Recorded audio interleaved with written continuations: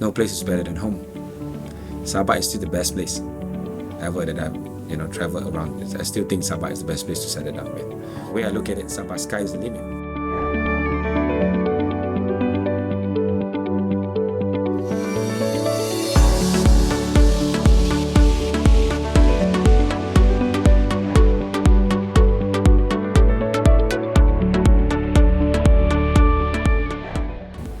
When I first initially joined politics, it was about 10 years ago. I think there was no real inspirations for me to join politics because I did not inspire to be the next politicians or the next leader for Sabah. Because back then, we must remember, we was just as young and as what's it called, unaware as any other youth could be during those times about politics.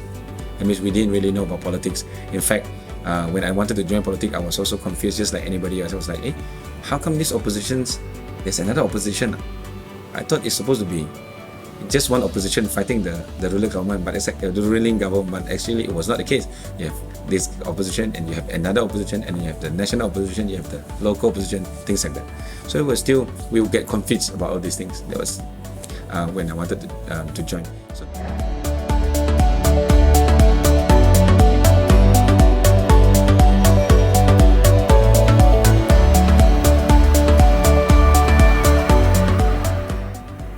there's another challenge that I think Sabahans would be facing.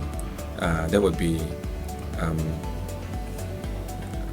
regaining our own autonomy and respect that we should be having. I think that is a much bigger goal for general Sabahans. But I think because Sabahans are being suppressed by the fact that our cost of living is so high, and they hardly talk about any other thing but how to survive.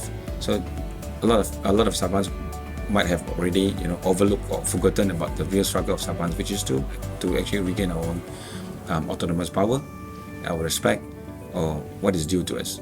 And this would do a great way to resolve Sabahans' problems and challenges, be it economic or political or socially. There are so many things that belong to Sabahans that once Sabahans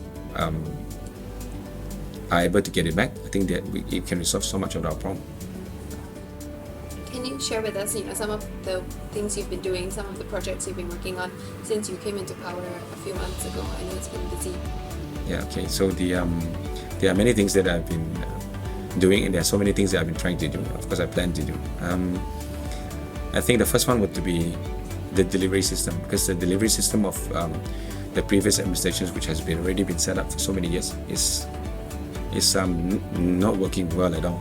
It's not being effective and efficient. And the other problem would be to cope with the leakages and wastages. There are so many of them, so many leakages and wastages in it.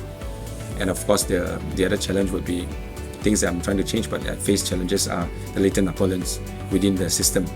So we're going to be slowly changing their way of doing things, getting them to believe in how it should be the right way to think and do things, and also changing the systems, reforming things, policies, and structure and restructuring, streamlining. Where are the red tapes? Where are the bureaucracy and all that? We are slowly streamlining, and it's very important that it has to be led by examples. So we are now, I think things started to change. We start to see some positive things, start to observe and see certain civil servants who are willing to change, or perhaps some within themselves have been always longing to have an effective system. I will give you a few examples. What does it mean? Because you'll be maybe a bit confused. When I came into this, was one of the very amazing one, because I came to the office and I saw 4 letters on top of my tables, and then of course the officer asked me, why do you have to sign this? I said, what is this? He said, this is a tender, the tender paper where people already tender and we need to sign and give in, award them the tenders. So I said, no, I'm going to go through it, so you have to give me more details, because there was no detail, there was just letters, cover letters. So I said, no, give me all the details and go through it. So they come tell me, but there's you might need to help us, you might need to sign it. I said, why? Because they have already bought. It was a tender to actually import cattle, goats, and for various purposes, amounting to 10 million. 10 million. This is a project amounting to 10 million, and they asked me to sign it. I said, I cannot sign it without knowing anything. I said, you might have to help us because they already bought it. They already bought, and really the cattle and the gods have already arrived. I'm not here to actually find out whose fault is it or finger pointings, but here is to find out exactly what happened. We know who we should be blaming, we know whose fault it is, but we're not here to find out whose fault it is. We're here to find out what is the problem, how to rectify it, how to move forward from it.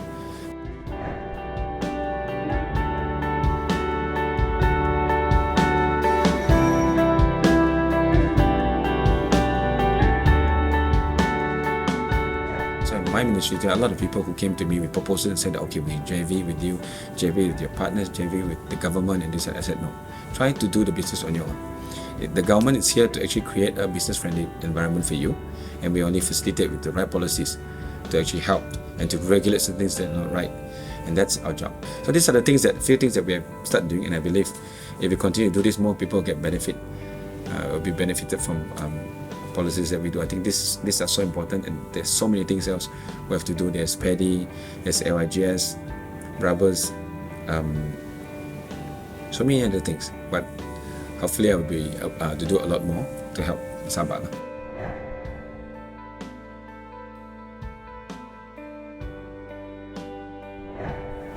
What are 3 values you have held on to throughout your journey, and why?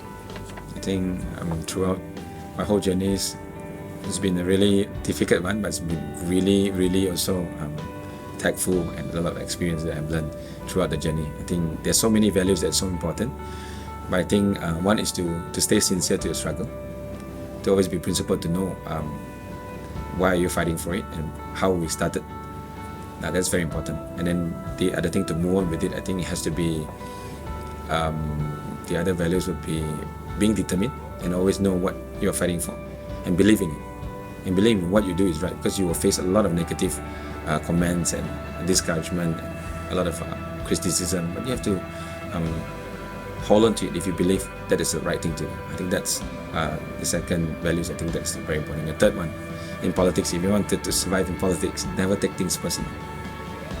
Don't take things personal. Always issue-based.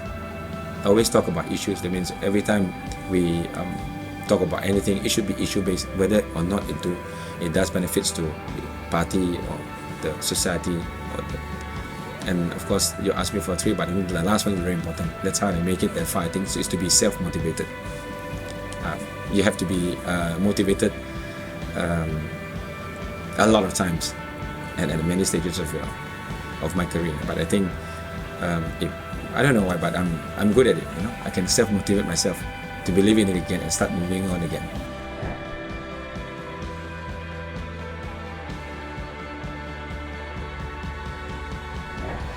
Because when you are in politics, really in politics, like serving the people, you hardly have any personal life. I think that's that's perhaps the sacrifices. I think a lot of people don't realize that politicians make a lot of sacrifices when it comes to their personal life. So they don't have a lot. But that's why I have to thank my wife as well, because she's always been very understanding, and she understands why I've been doing politics. And before she actually was with me, I was already in politics. So she accepted it and said I have to be, I'm grateful, I'm thankful as well for her sacrifices and stuff like that.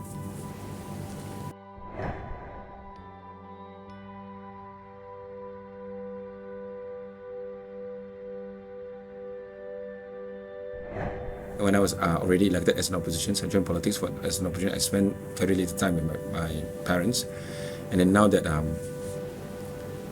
when I was elected as a Likas Assemblyman, I think 2 years after that, my father passed away. So then I realized that I didn't have a lot of time with him. But by talking about this one, as we speak now, we should be spending more time with my mom.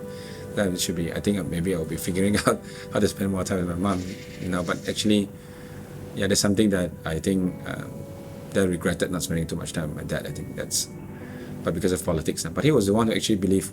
It was when I first joined politics, before I was even elected, he was the one who actually told me and motivated me and told me that I see one day you can become a minister, when nobody actually believed in it. Even myself don't believe in it. Did not believe in it back then. But I believe he's in heaven looking after us and all my families.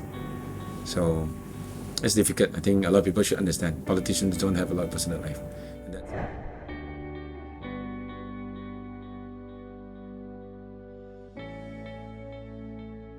What would you want Sabahans and Malaysians to say about you? That's a difficult question. I don't know. You can see in my, I've always carried this slogan for myself. I'm just one very ordinary Sabahans who's trying to do something good for Sabah. I think that's still what I think today. That's why even a lot of people said people change when they're given a power or they sit to certain seats. But I would like to believe that I'm not one of those. And I always believe, and I will always remember my struggle and the reasons why I joined politics, which is to do something different, to do something great for Sabah. Just something or little things difference every day. They were going to make a long way for Sabah. That's how I would like to look at things. I would like to be called the leader for Sabah, and that's how I would like to be called.